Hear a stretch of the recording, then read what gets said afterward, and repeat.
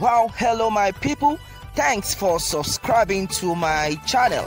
Your wish has always been my command.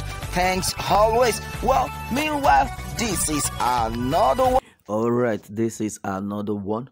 Alright, Nigeria will consume all of us if FAYEMI declares. Alright, Ekiti State Governor and Chairman of the Nigerian Governors Forum (NGF), Dr. Kayode FAYEMI, recently completed 2 years in his second tenure in office and spoke on various issues in an interactive session with some journalists in Lagos. He cautioned that restructuring of the country is the way to go. I am in a fairly unique position in the sense that I am not a new kid on the block, so I cannot be excused from lack of knowledge of the challenges of office. If you all recall what I said during the campaigns in 2018, I said I had unfinished business, which was the reason I was returning to Ekiti. Not that I didn't have an alternative or I just wanted to be governor for its own sake. I was a minister at the time. I chose to go back because of the circumstances of my exit from office. I wanted to ensure that we win the state back and then complete many projects embarked on in my first term, as well as entrench an irreversible development trajectory in the 4 years that I was out of office. There was widespread suffering and poverty in the state. Ekiti, many will still argue, is essentially a civil service state. Payment of workers' salaries should not be considered as an achievement. However, when you are a civil servant state and you are operating in a situation where people have not been paid for almost a year, then it becomes a big deal. When you take that burden off those directly affected, not to mention the multiplier effect on others in the state, it's therefore clear that we needed change of leadership in order to get good governance back on the agenda and a sense of purpose back to government. You can recall my campaign focused on restoring the values and reclaiming the land of Ekiti. What was to be reclaimed? Take the social intervention programs that we had in the state when I was governor. They were all cancelled by my successor. There was no longer free education program up to senior secondary school level as we used to have in my first term. The monthly stipend for the elderly citizens, Owo Arugbo, and the food bank, Onje Arugbo, as we call it in Ekiti, also disappeared. The free health program for the under 5 over 65, the pregnant women and people with disability were also cancelled by the previous government. Now all these are back in Ekiti and our people are enjoying them. Given our parlor financial state, we figured out a way to run an economy that has also generated more investment for the state. If you look at our agricultural sector, we decided policy-wise that the only way we can transit from being a subsistence agricultural state was to find a mechanism to track more commercial investment to the agricultural sector in the state. We have brought such critical players to the agric sector like Terra Agric, Dangote Farms, Stallion Farms, FMS, Promise Point, and Cowbell to Ekiti, and in another 3 months, Promacida would have reached full-scale production of dairy products. This is something that has led to the revival and resuscitation of the Ikon dairy farm that has been moribund for over 2 decades. We are establishing a special agricultural processing zone supported by the African Development Bank, AFDB, and the World Bank. We are in partnership with the World Bank on rural access to farms to aid agric marketing process.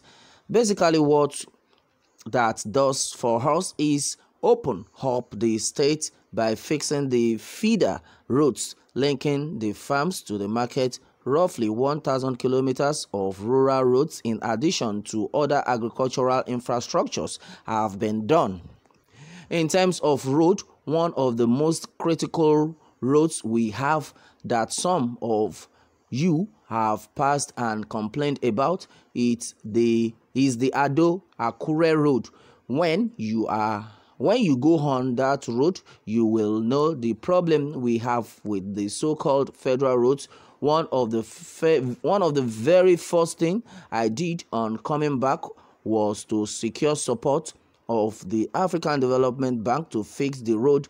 Then we ran into a hitch with the federal government when they insisted that we should not fix the road. Meanwhile, Fayose has been asked if he thinks the people being attacked in the Middle Belt and other places repeatedly by bandits and herdsmen share this opinion and optimism and belief. Okay, and he said it is not about belief.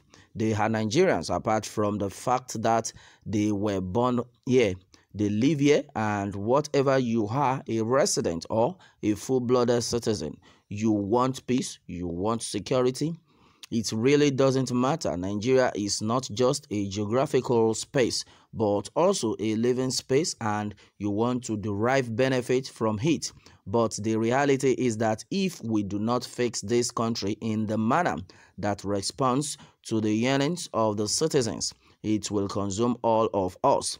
It will not just consume those who are kidnapping and killing. Yes, people have deserted their homes because of insecurity, but it is not the solution.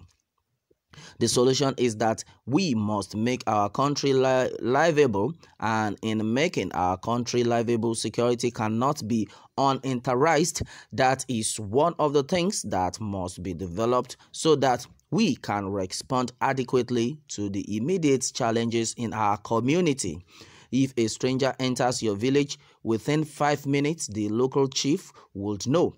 But if someone comes to Ikeja, unless the community police system is developed, you won't be able to manage it. And I think the Nigerian police, as currently structured, is not. You know my views on this. That's why we started Amotekun, and thank God the federal government has deemed it fit to commence a community policing arrangement. It speaks to the fact that everybody realizes that you cannot effectively manage security and safety from the confines of Abuja. It won't work, and it has not worked. So let us look for creative mechanism that would make it responsive to the immediate needs of the people in every community. If we don't do that, we won't even know the connection between the bandits who then claim have come from some places outside Nigeria and the network they have in Nigeria. You will not know, you will just be assuming why it's happening, but there is a network, they know the terrain. We have discovered, for example, in Ekiti, that whenever we have kidnapping incidents and we follow the trail into the various forests, we have some of our locals who collaborate with them by taking food to them or selling recharge cards to them, and you will not be looking for those ones, you will be looking for the herdsmen. So we need to really study our situation, develop a security mechanism that is localized, and then we begin to address this problem holistically. Well, that is it, my people, on this one. Fayose has said a lot about the security aspect of Nigeria, and if Nigeria is not being put in a place, as in if we do not come together in love, in peace, a lot of havoc will happen to Nigerians, and that is what we are praying against. So our good Lord and our prayer also is that let Nigerians come together in one accord to make a better Nigeria. Well, that is it, my people, on this one. Meanwhile, let me have more takes from you on this, and remember to subscribe for more updates. Thanks and God bless.